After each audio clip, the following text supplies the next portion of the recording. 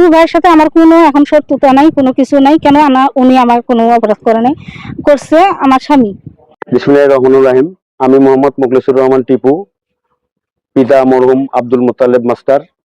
আমার বাড়ি গড্ডিমারি। আমি বাংলাদেশ জাতীয়তাবাদী দলের সাবেক যুগ্ম আহ্বায়ক, গড্ডিমারি ইউনিয়ন শাখা। গতকাল সামাজিক যোগাযোগ মাধ্যমে আমার নামে যে মিথ্যা এবং ভিত্তিহীন একটি প্রসিকিউটর মহিলা মারফত আমার সংবাদ শুনেছেন, সেই সংবাদের প্রতিবাদ স্বরূপ আজকে আমি সংবাদ সম্মেলন করতেছি। আপনাদের মাধ্যমে আমি বলতে চাই, এই মহিলা বিগত দিনে তার সাতটি বিবাহ হয় এবং তার 4টি সন্তান, 4টি হাজবেন্ডের 4টি সন্তান। এবং আমার পাশে যিনি আমার ছোট বোন একটা বসে আছে, আমার তাওইতো বোন, এর হাজবেন্ডের সঙ্গেও তার বিয়ে হয় কিছুদিন আগে তার সঙ্গে সে অন্তরঙ্গ মুহূর্তে আমাদের এলাকার কিছু ছোট ভাই ব্রাদার ধরে ফেলে তাদেরকে উভয়কে ডিভোর্স করে। বর্তমানে তার রফিক নামে যে বাদী হয়ে আমার নামে মামলা করছে হাতীবান্ধা থানায়, সে বর্তমানে তার কিন্তু কোনো হাজবেন্ড নয় এবং সে তার সঙ্গে ঘর সংসারও করবে না।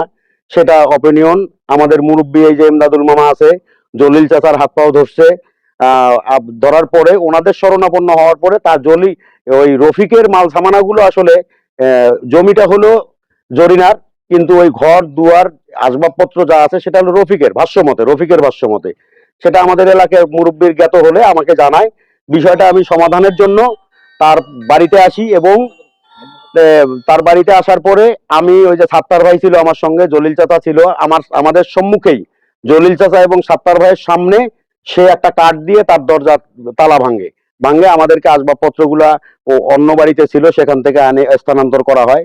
সেখানে রাফিও ছিল, আপন ছিল, বাবু ছিল। আমরা যখন তার এই সব জিনিসগুলো সমাধান করে দেই, তখন সে আমাদের নামে একটি মিথ্যা অভিযোগ থানায় দায়ের করে, যেটা আদৌ ঘটনার সত্যতা প্রমাণ করে না। এবং এলাকার মুরব্বীজন সবাই এটা জানে যে আসলে তালাটা আমাদের সাত্তার ভাই যখন ছিল, তখন উপস্থিত ছিল, তখনই এই তালাটা ভাঙচুর করছে। জলিল চাচার সর্বপ্রথম আসে জলিল চাচার কাছে পা ধরছে, জলিল চাচার বউয়ের সামনে পা ধরছে, আমাকে এই জিনিসগুলা সমাধান করে দেন। জলিল চাচা জানাইছে। আমরা তখন নৈমুদ্দিক কাকার দোকানে বসে, নৈমুদ্দিক কাকার চায়ের দোকানে বসে এই জিনিসগুলো আমরা তালিকা করে জিনিসগুলো যখন স্থানান্তর করা হয়েছে, তারপরে সে নিজেই ফ্রিজটা নিয়ে অন্যত্র সরায় রাখছে যে আমি এখানে থাকবো না, ফ্রিজটা যদি হারায় আমি তো থাকতে পারবো না, আমাকে এখানে থাকতে দেবে না, হাতে মারডাং করবে। যার কারণে সে ফ্রিজটা অন্যত্র সরায় দিয়ে আমাকে ফাঁসানোর জন্য এবং আমার বিরুদ্ধে আমার চরিত্র হনন করার জন্য তারা একটি পক্ষ তাকে ইন্ধন যোগায় আজকে এই একটা মিথ্যা মামলার আয়োজন করছে। আর আরেকটি কথা হলো, তার বর্তমানে যে স্বামী, সেটা স্বামী নয়, সেটাও ডিভোর্স। এবং আমার পাশে যে মহিলা বসা আছে, তোমার নাম কি একটু বলো? রুজিনা আক্তারের হাজবেন্ডকেও সে বিয়ে করছিল। এলাকার লোকজন ধরে সেটাও ডিভোর্স করাইছে। এখন তার ভাষ্য মতো সে আমাদের রুজিনার হাজবেন্ড হলো রিপনের সঙ্গে সে ঘর সংসার করবে। এগুলার প্রতিবাদ করার কারণে একটি পক্ষ তাকে ইন্ধন দিয়ে আমার নামে একটা মিথ্যা অভিযোগ দায়ের করাইছে থানায়, যেটা সম্পূর্ণ ভিত্তিহীন। এবং এলাকায় আমি আপনাদের মাধ্যমে এটা তীব্র নিন্দা এবং প্রতিবাদ জানাই এবং সংশ্লিষ্ট এইটার সাথে যারা জড়িত আছে যে তদন্ত করে তারা যেন সঠিক শাস্তি প্রাপ্তি হয় এবং আমার নামে মিথ্যা অভিযোগ যারা করছে তাদেরকে যেন আইনের আওতায় আনা হয়। ধন্যবাদ। আপনাদের মাধ্যমে আমি সকলকে আমার অপিনিয়ন জানাইলাম। এলাকাবাসী আমার এখানে আছে, পাড়া প্রতিবেশী সবাই আছে, তাদেরও পাড়া প্রতিবেশী, আমারও পাড়া প্রতিবেশী। আমি আসলে এই কথা বলে আমি আমার সংক্ষিপ্ত কথা শেষ করছি। আজ থেকে 1 বছর আগে আমার স্বামী বললো যে আমি বিয়ে করছি, পরে আবার পরিষদ জরিনাক বিয়ে করছে, পরিষদে আমি বিচার দিলাম, পরে করলো যে বিয়ে করছে 2 বাস্তি থাকা হবো, বুঝছো। তাও মানে নিছি যে আমার স্বামীর সাথে থাকবো।